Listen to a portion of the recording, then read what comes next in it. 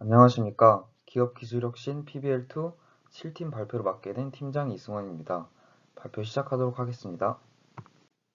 저희 7팀의 연구 주제는 귀 주변에서 측정한 생체 신호 기반 개인 인증 시스템 개발입니다. 생체 신호 기반 인증 시스템이란 홍채, 안면, 뇌파 등으로 개인 인증을 하는 시스템을 뜻합니다. 생체 신호 기반 인증 시스템은 크게 정적과 동적으로 나뉘는데, 정적 생체 신호는 지문이나 홍채 같은 일생 동안 변화하지 않는 신호를 뜻하고, 동적 생체 신호는 뇌파나 심전도와 같이 컨디션, 외부 환경 등에 따라 시시각각 변화하는 신호를 뜻합니다. 최근에는 높은 인증 성능 때문에 많은 곳에서 정적 생체 신호 기반 인증 시스템이 이용되고 있습니다. 현재 생체 신호 기반 인증 시스템은 한계가 있는데, 정적 생체 신호 기반 인증 시스템은 높은 인증 성능을 가지지만 모방과 위조의 위험이 존재합니다. 동적 생체 신호 기반 인증 시스템은 시시각각 변화하기 때문에 모방과 위조엔 강하지만 두피나 손목, 가슴에 센서를 부착해야 하고 암산이나 특정 작업을 수행해야 하는 등 사용성이 떨어집니다. 따라서 저희의 목표는 모방 위험이 적은 생체 신호를 기반으로 사용자가 눈을 뜨고 감는 등 편안한 상태일 때 전극 수가 적고 머리카락 등의 방해 없이 비교적 간편한 귀에 전극을 부착하는 방식으로 개인 인증 시스템을 개발할 수 있는지 검증하고자 합니다. 저희는 기본적으로 매틀랩을 이용한 코딩을 통해 연구를 진행하므로 팀원들끼리 별다른 역할 분배 없이 각자 코딩을 진행해보고 토의를 통해 결과를 비교하여 가장 좋은 방법을 함께 찾으며 연구를 진행했습니다. 저희는 사전에 미리 측정된 데이터를 사용했습니다. 이 데이터는 피험자 30명에 대해 10초 동안 눈을 뜨고 감는 작업을 30번 반복 시행하며 측정한 데이터입니다. 데이터 분석 과정을 크게 보면 우선 기준 전극의 영향을 없애주기 위해 리레퍼런싱, 즉 재참조를 해주고 필터링을 한 뒤 독립 성분 분석을 한 다음 특징을 추출하고 그 특징을 바탕으로 분류를 진행했습니다. 다음 슬라이드부터는 각 과정에 대해서 자세히 설명드리도록 하겠습니다. 재참조입니다. 저희가 시도해본 재참조 방식은 Common Average Reference와 Control Lateral 방식입니다. Common Average Reference는 모든 채널 데이터를 평균해준 후 각 채널에 빼주는 방식이고, 컨트롤 레터럴 방식은 반대쪽 채널 3개를 평균한 뒤 빼주는 방식입니다. 재참조 결과 두 방식 모두 0점에서 편차가 심하던 원 신호에 비해 비교적 균등하게 바뀐 것을 확인할 수 있었고, 방식 간에 큰 차이는 없었습니다. 따라서 저희는 귀의 생체 신호를 다룬 선행 연구들을 참고하여 자주 쓰이는 컨트롤 레터럴 방식을 선택해 진행했습니다. 다음으로 필터링입니다. 뇌파와 심전도의 정보를 모두 분석하기 위해 1부터 50Hz 대역으로 밴드패스 필터를 적용하였고, 밑에 사진을 보시면 왼쪽이 재참조만 진행한 결과고 오른쪽이 필터를 적용한 결과인데, 신호들이 1부터 50 범위로 잘 걸러진 것을 확인할 수 있었습니다. ICA 결과를 보여드리기 전에 ICA가 뭔지 간단하게 설명드리도록 하겠습니다. ICA란 한국어로 독립 성분 분석이고, 말 그대로 생체 신호 안에 섞여있는 뇌파, 근전도, 안구전도, 심전도 등을 독립적으로 분석할 수 있도록 분리해주는 작업입니다.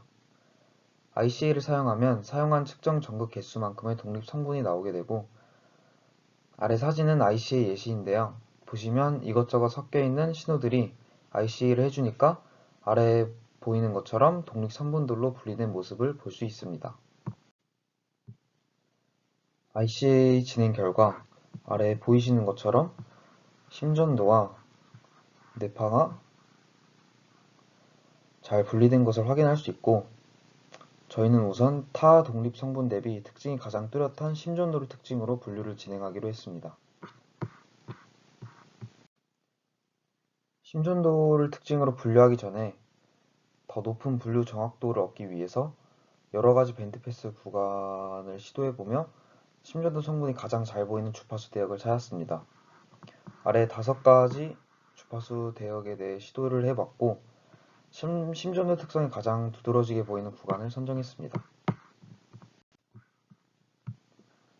우선 이 4가지 구간에 대해 비교를 했을 때 다이나믹한 차이는 없지만 1부터 30 구간이 그나마 제일 뚜렷하게 보이는 것을 확인했습니다.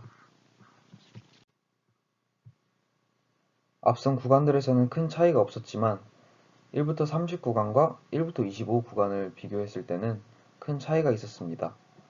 사진에 보이시는 것처럼 몇몇 피험자에 대해서 1부터 30에서는 보이지 않던 심전도가 1부터 25 대역에서는 보이는 것을 확인할 수 있었습니다. 따라서 저희는 1부터 25Hz 대역으로 밴드패스 필터를 하고 IC 분석을 한 데이터에 가장 심전도처럼 보이는 IC 성분을 추출하여 특징으로 사용했습니다.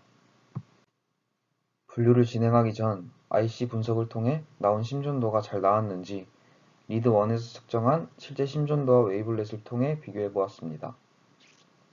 왼쪽 사진이 리드 1에서 측정한 실제 심전도 결과고 오른쪽 사진이 IC 심전도의 결과입니다. 보시다시피 차이는 있지만 유사한 것을 봤을 때 심전도 데이터가 잘 추출되었음을 확인할 수 있었습니다. 다음으로 분류입니다. 특징으로는 방금 했던 웨이블렛 결과를 사용했고 웨이블렛과 또 다른 주파수 특징인 FFT를 특징으로도 분류를 진행했습니다. 저희는 개인 인증 시스템 개발이 목적이므로 한 명만 분류해내기 위해 5x5 fold close validation 기반의 서포트 벡터 머신 모델을 이용한 이진 분류를 수행했습니다. 타겟 피험자를 1로 지정하고 나머지는 2로 지정해준 다음 1만 분류하도록 학습시키는 것입니다. 1과 2 양측의 데이터 불균형이 매우 크므로 민감도와 정밀도를 함께 구해주어 정확도를 산출했습니다. 왼쪽이 웨이블렛 분류 결과고 오른쪽이 FFT 분류 결과입니다. 개별 피험자에 대해 모두 눈 떴을 때와 눈을 감았을 때의 정확도를 구해주었고 평균 정확도를 비교해 보았을 때 FFT가 82.03%, 편차 10.95%로 더 높은 분류 정확도가 산출되었습니다. 마지막으로 추후 연구 방향입니다. 귀 주변에서 안정 상태일 때 측정한 생체 신호 데이터에 심전도만을 추출하여 개인 인증을 시도했을 때 평균 82%의 성능을 확인하여 인증 시스템 활용 가능성을 검증했고 추후 연구에서는 심전도에 더 좋은 특징을 찾고 뇌파 성분을 추가로 추출하여 하이브리드 특징을 활용하고 딥러닝 모델을 적용하여 인증 성능을 높이는 연구를 수행하고자 합니다. 이상 발표를 마치도록 하겠습니다. 들어주셔서 감사합니다.